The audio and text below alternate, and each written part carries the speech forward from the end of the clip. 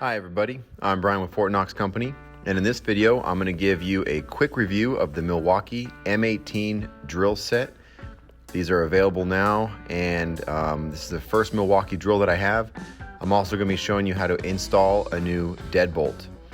I'm going to be installing this Kwikset deadbolt right here. It has a smart key. We're going to be installing it in this door because of these guys. Get it a little bit out of reach for them, so I like to install a deadbolt up high. We're going to do a review of this drill. It's the first Milwaukee drill that I have. I'll put a link for everything in the description. Let's go. First, we're going to put this Milwaukee hole dozer is what they call it, but really it's a lock set. It installs doorknobs or deadbolts. You can install multiple sizes. It has different settings here for the different lengths of your deadbolt or doorknob.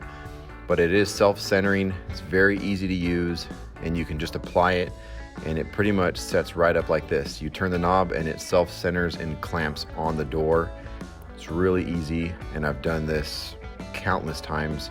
I'm just doing a video for you guys showing you how easy it is to install your own. It comes with all the needed drills and hole bits, everything that fits all your common doorknobs and deadbolts.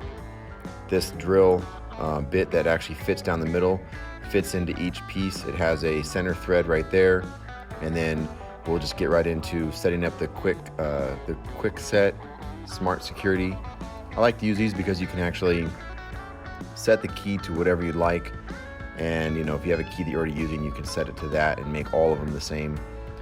You can twist this here to kind of adjust the length, and that kind of goes with the hole jig, where it actually allows you to set the hole off to two different depths. So here I usually kind of set it all the way out.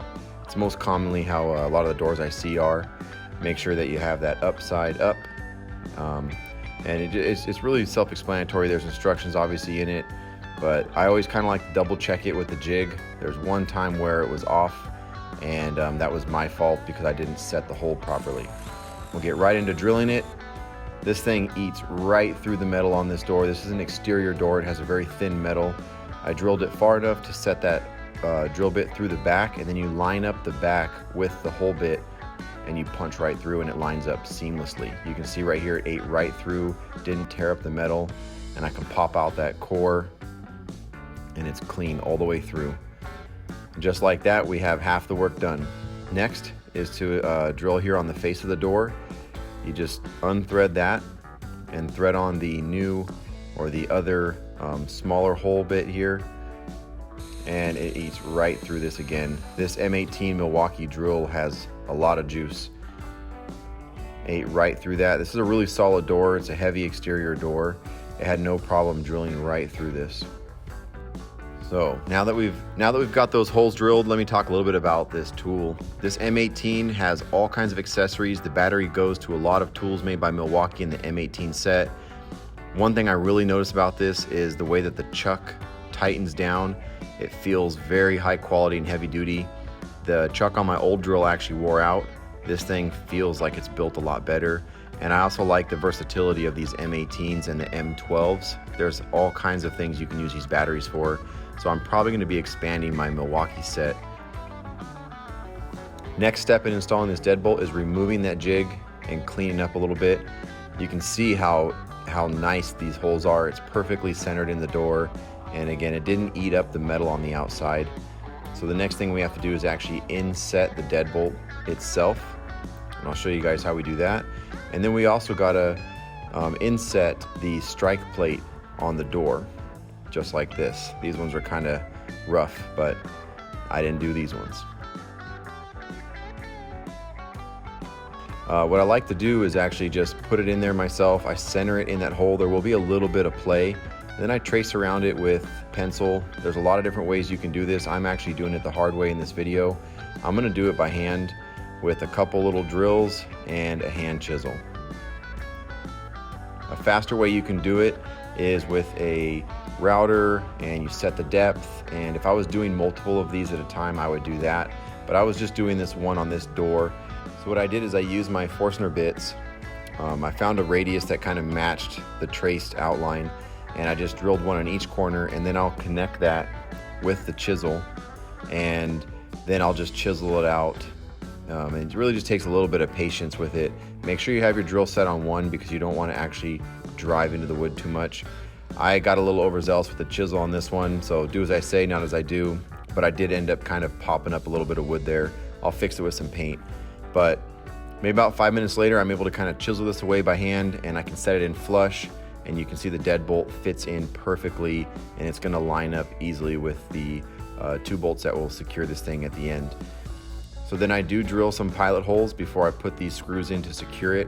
I like to do that just to kind of alleviate the chance of any cracking in the door, but make sure you don't drill them out too much. And then once you have those secured in there, you can now install your deadbolt. One thing I've noticed with deadbolts is that you can make the keyhole and everything off slightly, so make sure you loosen these screws and then align the face of the deadbolt, like where the key is on the outside, so that it's straight up and down before you tighten everything. Next step is to actually install that strike plate on the door jamb. And again, there is a lot of different ways that you can line this up and find out where to drill the hole, but since I'm only doing it this one time, I just took a pencil and kind of marked by eye where I knew this was going to be hitting. I made sure that the other deadbolt lined up and I wasn't going to be having to push on the door to make both the holes or both the deadbolts fit. And then I marked it with the pencil, and I used a little bit of dry eraser marker there to actually push on when I actually put it in place, turned the deadbolt, and it kind of left me a little mark on the door jamb, and I went ahead and used a Forstner bit to drill a hole. Then I lined up my plate over that hole and kind of centered it, knowing that that was the center of where my deadbolt was. And I did the same method where I traced around this strike plate, and then I came back and hit all 4 corners with the Forstner bit, drilling it to the depth of this strike plate, which was just about 1/8 of an inch, and then we can chisel it out by hand. This came out a lot nicer than the one on the door. Again, I didn't have a lot of meat on the outside of this door jamb, but with a little bit of patience, go very slow when you're doing this by hand with the chisel, and it can come out like this.